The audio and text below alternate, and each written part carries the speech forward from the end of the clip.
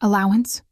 I repeated, my fork frozen in midair, staring at my father across the long oak dining table. The room went dead silent.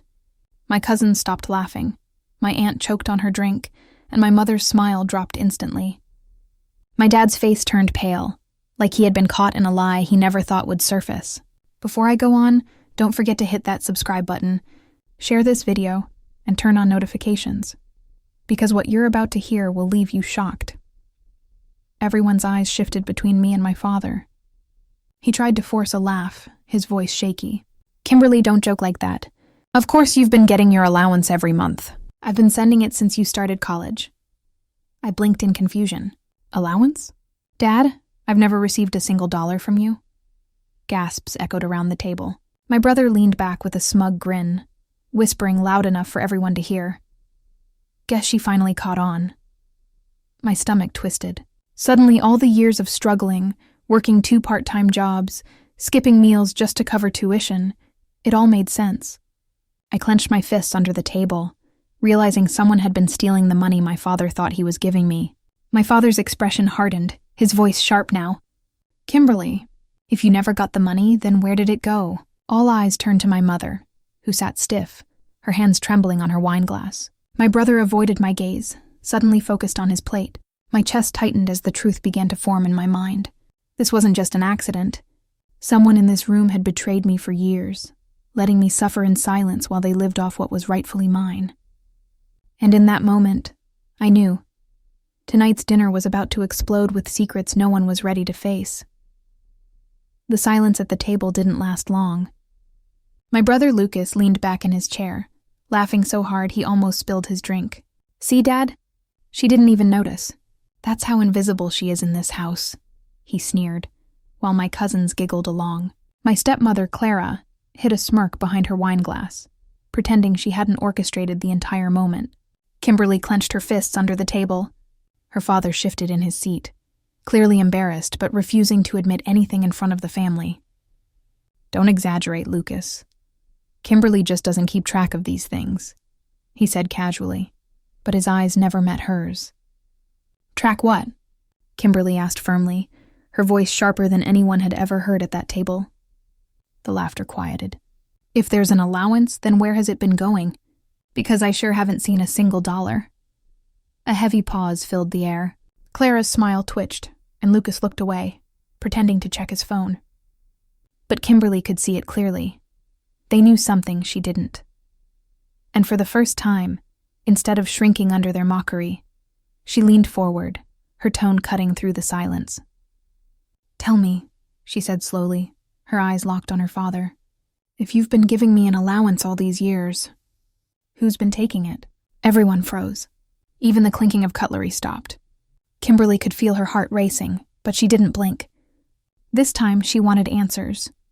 Her father's jaw tightened, but before he could speak, Clara jumped in with her usual fake sweetness. "Oh, Kimberly, don't make such a scene. Money has always been managed carefully in this house. Maybe you just forgot." "Forgot?" Kimberly's voice cracked with disbelief. "You're telling me I somehow forgot about years of missing money?" Lucas snorted. "Maybe you should be grateful, Kim. Dad probably saved you from wasting it on something stupid. You've never exactly been responsible."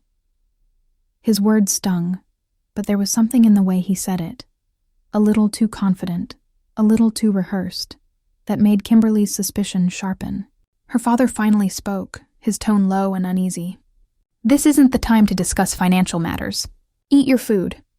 But Kimberly refused to let it go. "No," she said firmly, her voice steady despite the tremor in her chest. "If I was supposed to have an allowance, then someone has been taking what belongs to me." "Who was it? Was it you, Clara, or was it Lucas?"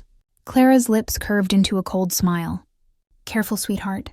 Accusing family members at the dinner table isn't very polite, especially when you don't have proof." Her words sent a shiver down Kimberly's spine. Proof. That was the word that stuck in her mind. Because something told her this wasn't just about allowance. It was about years of lies, years of being treated as if she didn't matter. And at that moment, she silently promised herself she was going to find that proof. Kimberly's hands trembled under the table as she gripped her fork. but on the surface, she forced a calm smile. "You're right, Clara," she said softly, her tone laced with a calmness that felt almost unnatural. "I shouldn't accuse without proof." Her father gave a curt nod, relieved that the storm seemed to pass, and conversation awkwardly shifted to Clara's new jewelry line. Everyone pretended nothing had happened, but Kimberly's mind was already racing. Later that night, when the house grew quiet, Kimberly crept into the study. The drawers of her father's desk were locked, but she remembered how he always left the key in the third book on the shelf, the one no one ever touched. She slid it out carefully, her heart pounding. Inside the drawer, she found files, receipts, and a small notebook. Her breath hitched when she flipped through it. Every month, large sums were listed under her name, but instead of being deposited into her account, they were reallocated. Next to the word Clara, Kimberly's stomach dropped. Her sister had been taking her money for years, with her father's approval. The so-called allowance wasn't just a few dollars here and there, it was a fortune. Money that could have changed her life. She closed the notebook and pressed it against her chest, her eyes burning with unshed tears. But beneath the pain, something else started to rise inside her. A quiet, dangerous determination. They thought she was weak. They thought she'd never find out. But Kimberly whispered to herself in the silence of that study, "This isn't over. Not even close." The next morning, Clara strolled into the kitchen wearing a silk robe, sipping orange juice like nothing in the world could ever touch her. Kimberly sat at the counter, the stolen notebook tucked safely in her bag. She forced herself to stay calm, though every nerve screamed at her to throw the truth in Clara's face right there. Instead, she smiled. "You look happy today," Kimberly said lightly. Clara smirked. "Well, it's easy to be happy when life actually works out for you." She leaned closer, her tone dripping with cruelty. "Some of us just know how to handle money better." Kimberly's heart thudded, but she didn't flinch. She only tilted her head, pretending to be curious. "Funny," she whispered, "because I checked the records last night." Clara froze for half a second, her smile faltering before she quickly regained it. "You don't know what you're talking about." Kimberly leaned closer, her voice steady but sharp. "Oh, I know exactly what I'm talking about. Every dollar, every transaction, all written in Dad's notebook." The glass in Clara's hand nearly slipped. She tried to laugh it off, but her eyes betrayed her. Wide, anxious, cornered. "You wouldn't dare bring that up. Dad would never believe you."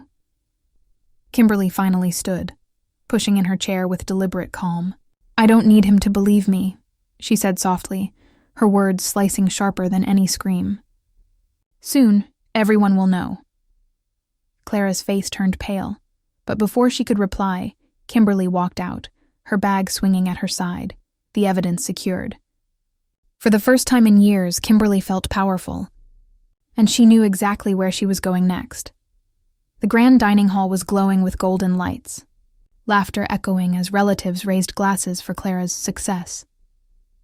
Kimberly sat quietly at the far end, her bag resting on her lap. Every story Clara told was another lie. Every laugh from their father was another knife in Kimberly's chest. Then their father tapped his glass. "Everyone, I want to thank Clara for managing the family finances so well. Without her, none of this would have been possible." Clara smiled wide, soaking in the praise, until Kimberly calmly rose from her chair. "Actually, Dad," she said, her voice cutting through the noise, "it wasn't Clara who kept this family afloat. It was me." The room went silent. Clara laughed nervously. "She's just jealous. Ignore her." But Kimberly pulled out the notebook and placed it on the table in front of everyone. "Every cent you thought was safe, Clara gambled away. I worked 3 jobs. I built my own business in silence, and I'm the reason the debts didn't swallow us whole." She opened the pages, revealing the numbers, the missing money. "Clara's reckless spending." Gasps filled the room. Relatives whispered. Their father's face turned pale, his hands trembling as he flipped through the proof. Clara tried to grab the book, but Kimberly pulled it back and looked her dead in the eye. "You wanted to humiliate me in front of the family. Tonight you humiliated yourself." The silence was crushing. Finally, their father stood, his voice shaking with anger. "Clara, get out." Clara's smile broke, her mask shattering as she fled the hall in tears. Everyone turned to Kimberly. For the first time, they didn't look at her as the weak one. They looked at her with respect and fear. Kimberly sat back down, calm and composed, her words echoing in the stunned silence. I don't need an allowance. I make my own fortune. That night, the family dinner didn't just end. It changed everything.